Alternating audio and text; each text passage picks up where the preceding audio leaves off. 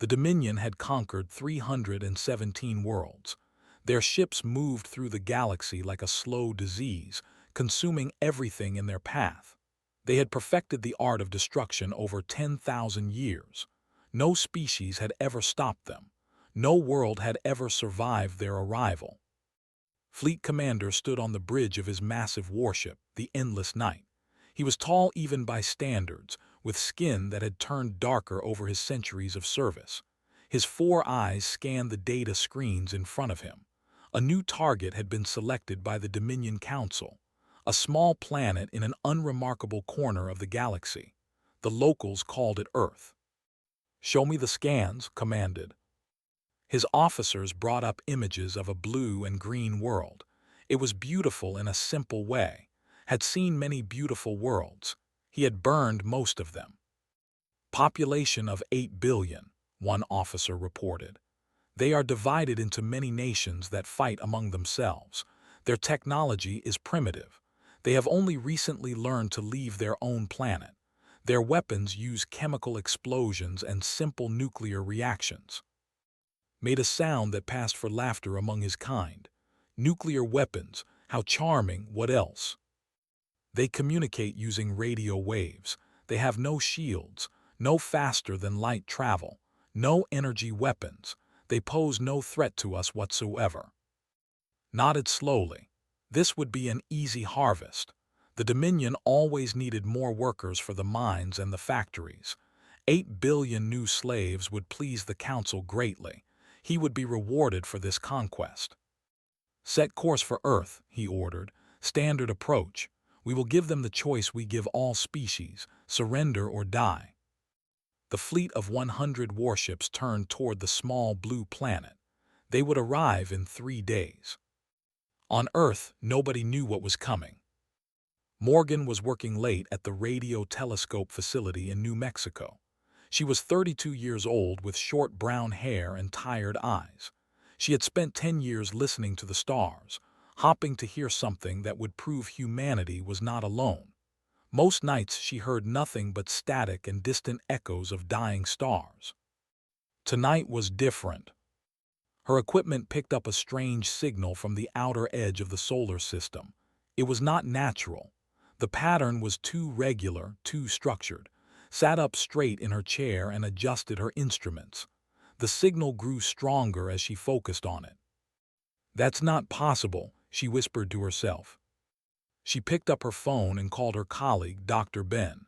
He answered on the 4th ring, his voice heavy with sleep. "Ben, you need to come in right now. I found something." "It's 3 in the morning. Can this wait?" "No, it really can't."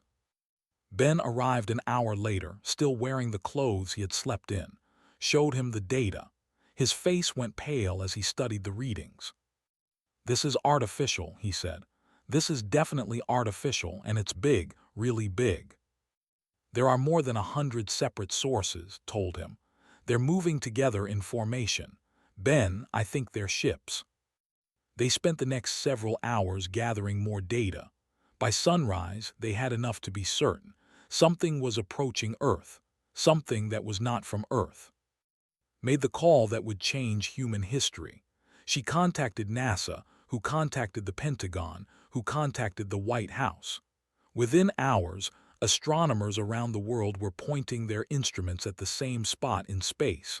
They all saw the same thing. The President of the United States was informed at noon. By evening, every major government on Earth knew the truth.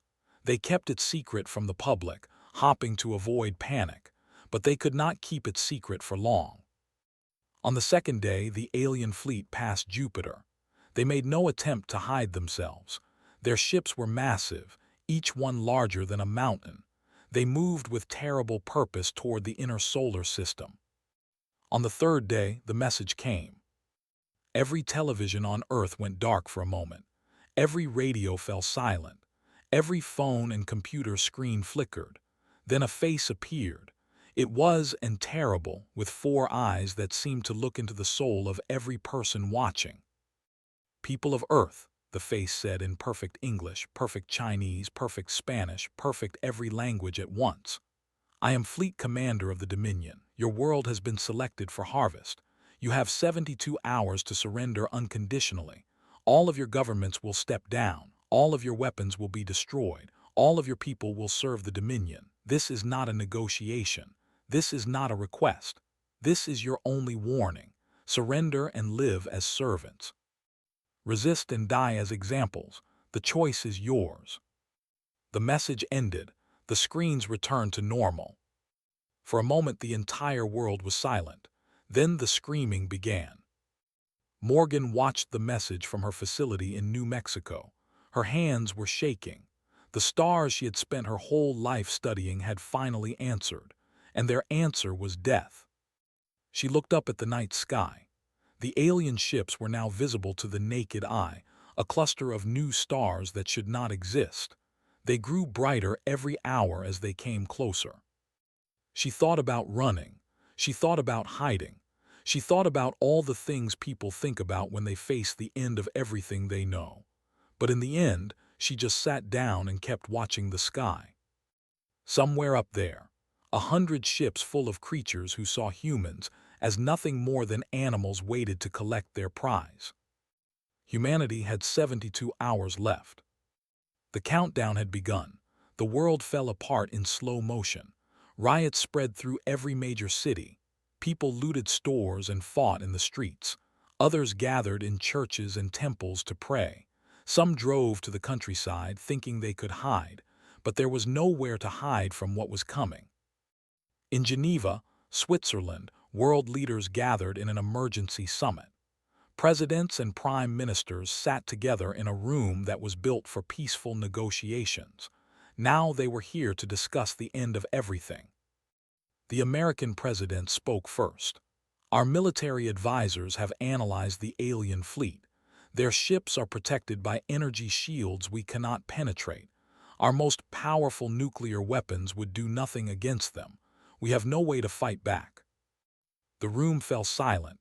Everyone had hoped someone else had a solution. No one did.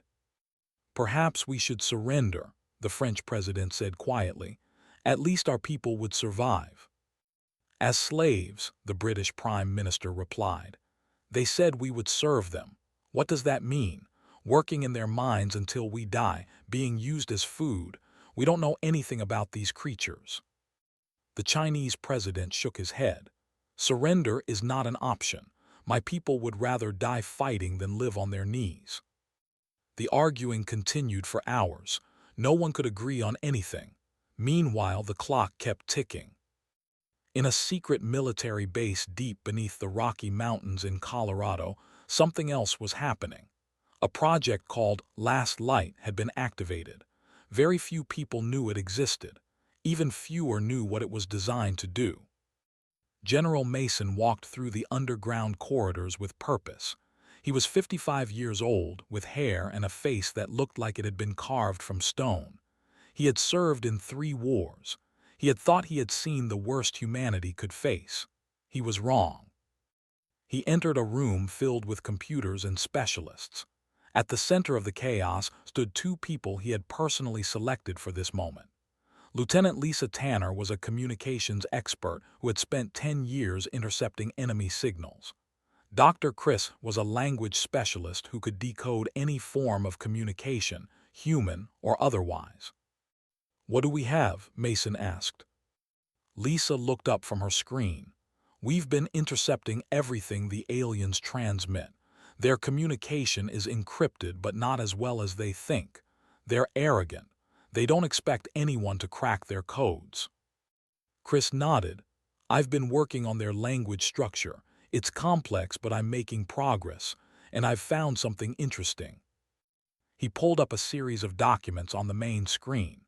They were filled with strange symbols that slowly translated into English words. "They aren't independent," Chris explained.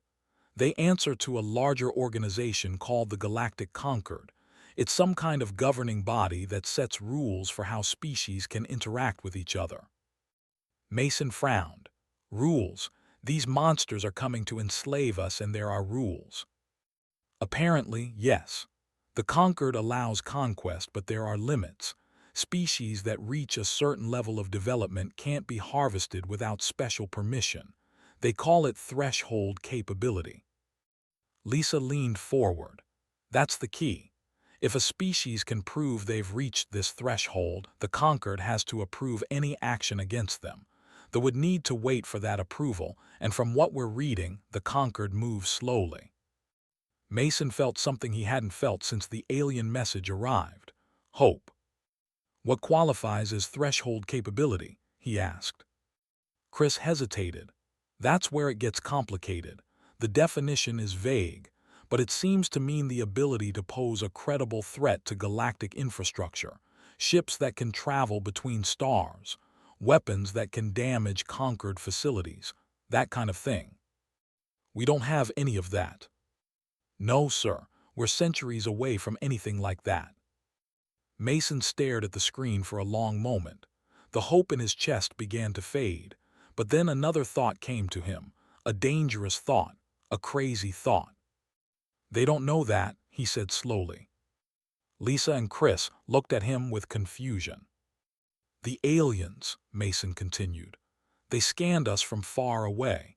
They know our general technology level, but they don't know everything. They don't know what we might be hiding. Chris understood first. His eyes went wide. You want to bluff them. I want to make them think we're more dangerous than we are. You said they answer to this galactic conquered. What if we send a message directly to the conquered? What if we make them believe that attacking Earth would be a very bad idea? Lisa shook her head. Sir, that's insane. They'll see through it immediately. Maybe, maybe not. What choice do we have? Fight them with weapons that can't hurt them. Surrender and become slaves. Hide and wait to die. Mason's voice grew harder. We have 60 hours left. I'm not spending them giving up. I'm spending them fighting with the only weapon we have left. Information. The room fell silent. Everyone knew he was right. It was a desperate plan with almost no chance of success, but almost no chance was better than no chance at all. Start analyzing everything you can about the galactic conquered, Mason ordered. I want to know what scares them. I want to know what makes them hesitate. And I want to know how to make them believe a lie. The team got to work. Somewhere above them, the alien fleet moved closer. Somewhere in Geneva, world leaders continued arguing about surrender. But here in this underground room, a small group of humans began planning the biggest bluff in the history of the universe. The underground base had become a place of desperate work. Coffee cups and energy drink cans covered every surface. No one had slept in over 30 hours. The air smelled of sweat and fear and something else. Determination. Dr. Chris had finally cracked enough of the language to access their historical records. What he found changed everything. Look at this, he told General Mason, pulling up file after file of translated documents. They have conquered hundreds of worlds, but they've avoided just as many. Some species they simply refuse to touch. Why? Mason asked. Because of something called extinction aggression. It's a concept the entire galaxy fears. When a species knows it's going to die, it sometimes does insane things. Things that don't make sense. Things that hurt everyone, including themselves. The galaxy is terrified of backing a species into a corner where they have nothing left to lose. Lisa Tanner had been listening from her station. She walked over with her own tablet full of data. I found records of a species called the 50 years ago, a different empire tried to conquer them. They knew they couldn't win, so they destroyed their own planet, just blew it up, took out half the invasion fleet with them and created a debris field that damaged 3 nearby systems. The Galactic Conquered spent decades cleaning up the mess. Mason nodded slowly. So the galaxy knows that desperate species are dangerous. Extremely dangerous, Chris confirmed. And here's the important part. They can't tell the difference between a species that will do something crazy and a species that might do something crazy. The uncertainty alone is enough to make them pause. The general felt the pieces coming together in his mind. Then, we don't need to actually threaten them.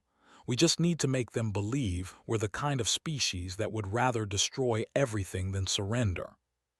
"But how do we prove that?" Lisa asked. "We don't have weapons that can reach other star systems. We can barely reach Mars." Chris smiled for the first time in days. "We don't have to actually have the weapons. We just have to make them think we do, or make them think we're crazy enough to try anyway." The three of them began planning. They studied everything they knew about the Galactic Concord. They analyzed the communication protocols used by galactic species. They crafted a message that was designed to hit every fear buried deep in the alien mind. The message would not be sent to that would be useless. Fleet Commander would simply ignore it and continue with his invasion. Instead, the message would be sent directly to the Galactic Concord, broadcast on every frequency used by civilizations across the galaxy. Everyone would hear it. Everyone would have to respond. Morgan was brought into the project. Her radio telescope facility had the power to transmit across interstellar distances. She arrived at the underground base looking exhausted and scared, but when they explained the plan to her, something changed in her eyes.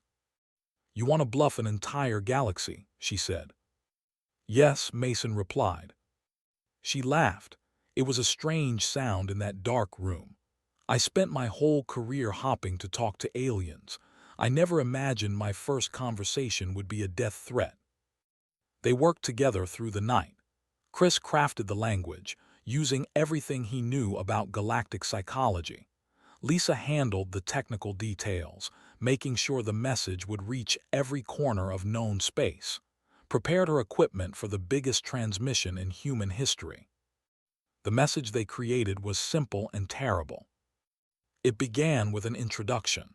Humanity knew it could not defeat the fleet. Humanity accepted that Earth would be destroyed, but humanity would not go quietly. The message then laid out a detailed plan. Every nuclear weapon on Earth would be launched, not at the ships, where they would do no damage. Instead, they would be aimed at carefully calculated trajectories toward the three nearest worlds belonging to Galactic Concord members. The weapons would travel for years, even decades, but they would eventually arrive.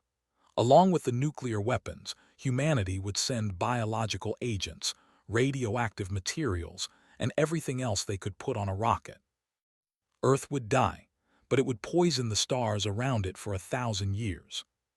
The message ended with a simple statement.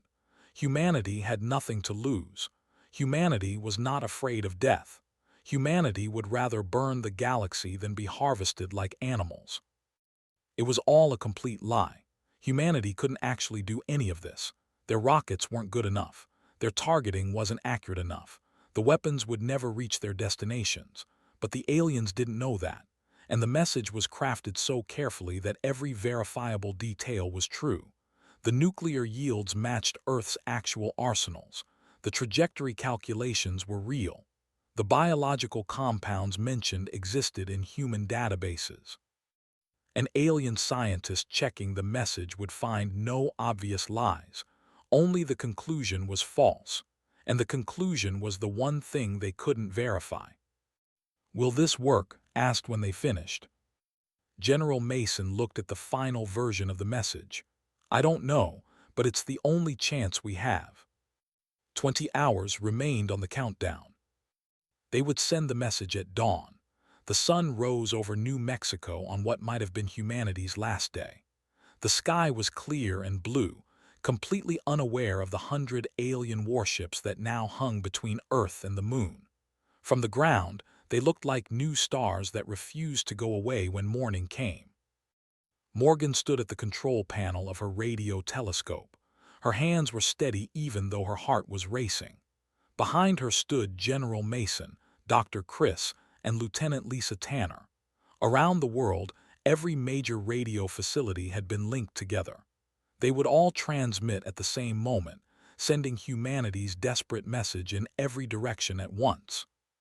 "Are we ready?" Mason asked. "Yes, sir," Lisa confirmed. "All systems are connected. The message will broadcast across the entire electromagnetic spectrum. Every civilization in the galaxy with any kind of receiver will hear this." Chris checked his translation one final time. "The language protocols are locked. It will automatically translate into the standard galactic format." Mason nodded. He looked at, "This is your equipment. You should do the honors." Took a deep breath. She thought about her parents, who lived in a small town in Ohio. She thought about her sister and her two nephews.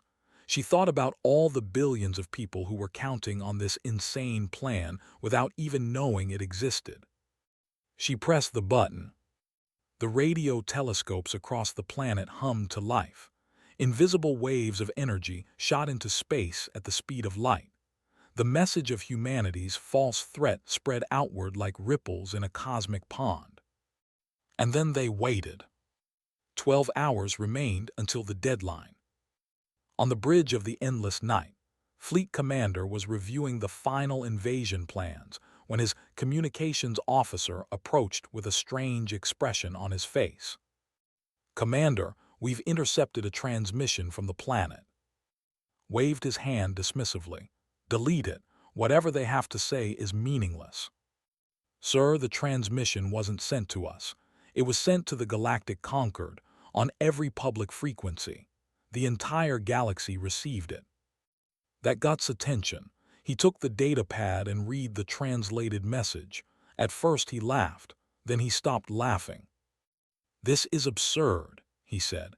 "They're threatening to attack conquered worlds with nuclear weapons. Their primitive rockets can barely leave their own gravity well." "Yes, Commander, but the conquered is already responding. They want to know why we didn't report this species level of aggression in our initial survey." Felt something cold settle in his stomach. "Get me more analysis on this transmission. I want to know everything about their weapons capabilities." His science officers went to work. They checked every fact in the human message against their scans of Earth. The nuclear yields matched. The rocket specifications matched. The biological and chemical compounds mentioned were real and deadly. The trajectory calculations for reaching nearby star systems were mathematically accurate. "Commander," the chief science officer reported, "we cannot verify whether they actually intend to do this, but we also cannot prove they don't have the capability." "That's impossible. They're primitives." "Primitives with 10,000 nuclear weapons and a complete disregard for their own survival. Sir, we have seen species like this before. The incident is still fresh in conquered memory. If the humans are telling the truth, if they launch everything they have before we can stop them." Slammed his fist against the console. "They're bluffing." "Probably, but can we take that risk? The conquered is watching. Every species in the galaxy received that message. If we attack and the humans follow through on their threat, we will be blamed for destabilizing an entire region of space." The fleet commander stared at the small blue planet on his view screen. He had conquered so many worlds.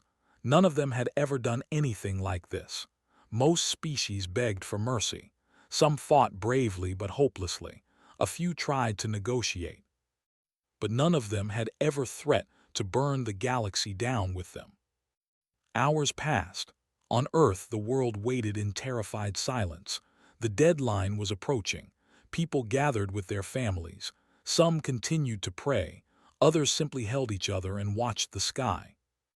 In the underground base, the team had nothing to do but monitor every signal they could detect.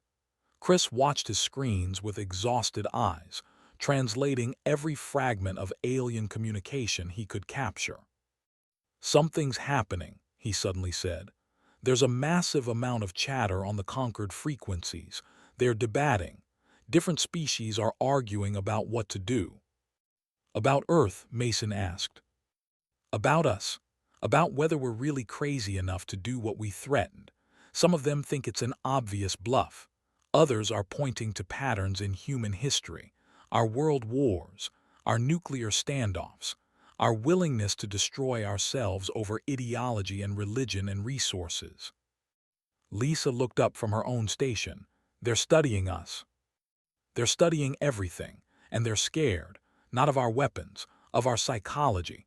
One species called humans persistently irrational in the face of extinction. Another called us dangerously unpredictable. They don't know what we'll do because we don't follow the same logic they do. Morgan allowed herself to feel a tiny spark of hope. So the bluff is working. Before anyone could answer, a new signal came through. It was stronger than anything they had received before, broadcast on a frequency that cut through all other traffic. "It's from the Galactic Concord itself," Chris said, his voice barely a whisper. "An official transmission." General Mason leaned forward. "What does it say?" Chris translated as fast as he could, his hands shaking as he typed. When he finished, he looked up with an expression of pure disbelief. "They're calling off the invasion." Message from the Galactic Concord was broadcast to every corner of known space. It was addressed to the Dominion, but everyone was meant to hear it. Dr. Chris translated each word carefully, reading aloud to the team gathered in the underground base. "By order of the Galactic Concord, the species designation Human and their designation Earth are hereby classified as quarantine world status. All harvest operations are canceled immediately.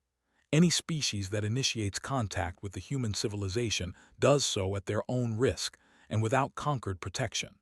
The Dominion is ordered to withdraw from the Sol system within one standard rotation. Failure to comply will be considered an act of aggression against the Concord itself." The room was silent for a long moment. Then Lisa Tanner let out a sound that was half laugh and half sob. Morgan sat down heavily in her chair, tears streaming down her face. General Mason just stood there, his stone face finally cracking into something that might have been a smile. "We did it," whispered. "We actually did it." On the bridge of the endless night, Fleet Commander received the same message. His officers watched him nervously as he read it again and again, his skin turning darker with rage. "This is an outrage," he snarled. "We have never been ordered to retreat, never." "Commander, we must comply," his first officer said carefully. "To defy the Conquered would mean war with half the galaxy. We cannot fight everyone." Stared at the blue planet on his screen. 8 billion slaves lost because of a message, a bluff. He was certain it was a bluff, but certainty was not proof, and the Conquered demanded proof. "Fine," he finally said. "We withdraw, but this isn't over. Mark my words, this is not over." He ordered one final transmission sent to Earth before the fleet departed. It was short and filled with venom. "Humans, you have bought yourselves time, nothing more. We will be watching you. We will be waiting. And when you make a mistake, when your true weakness is revealed, we will return. Enjoy your borrowed years." Then the 100 ships of the Dominion turned away from Earth and accelerated into the darkness between stars. Within hours, they were gone. On Earth, people slowly emerged from their homes and shelters. They didn't know exactly what had happened. The governments weren't ready to explain it yet. But the alien ships were leaving, and that was enough. Celebrations erupted in every city. Strangers hugged each other in the streets. The church bells rang and fireworks exploded in the night sky. Humanity had survived. In the weeks that followed, the truth gradually came out. The world learned about Project Last Light and the desperate bluff that saved them all. General Mason became the most famous person on the planet. Dr. Chris was offered positions at every university and research institute in existence. Lieutenant Lisa Tanner was promoted and given command of a new global communications initiative. Morgan returned to her radio telescope, but now she had the resources and attention she had always dreamed of. But with survival came a new understanding. Humanity knew now that the galaxy was vast and hostile. They knew they were being watched, and they knew their bluff wouldn't work twice. 6 months after the retreat, world leaders gathered again in Geneva. But this time they weren't arguing about surrender. They were planning for the future. General Mason addressed the assembly. "We survived because we convinced the galaxy we were dangerous. But it was a lie. If we want to truly be safe, We need to make that lie into truth. We need to become what we pretended to be. The Threshold Project was born that day. It was the largest cooperative effort in human history. Every nation contributed resources, scientists, and workers. The goal was simple and impossibly ambitious. Within 50 years, humanity would develop real threshold capability, ships that could travel between stars, weapons that could threaten galactic infrastructure, technology that would make Earth genuinely dangerous to anyone who thought about conquering it.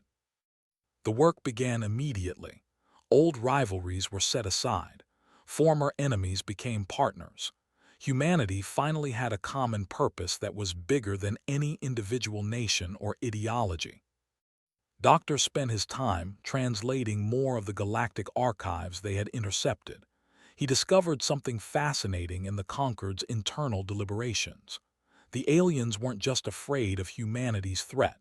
They were afraid of something deeper. "Look at this," he told one evening at her facility. "This is a psychological analysis of humanity prepared by the Concord Science Council." Read the translated document. It described humans as uniquely aggressive, persistently tribal, and completely unpredictable. It mentioned human art and music and literature as evidence of deep emotional complexity. It cited human history, filled with war and cruelty, but also with unexpected acts of sacrifice and compassion. The conclusion was stark. This species does not think like others. They do not surrender when logic demands it. They do not accept defeat when defeat is certain. They fight when they cannot win. They hope when there is no reason for hope. They are not rational actors. They are dangerous precisely because they do not behave as they should. Laughed softly.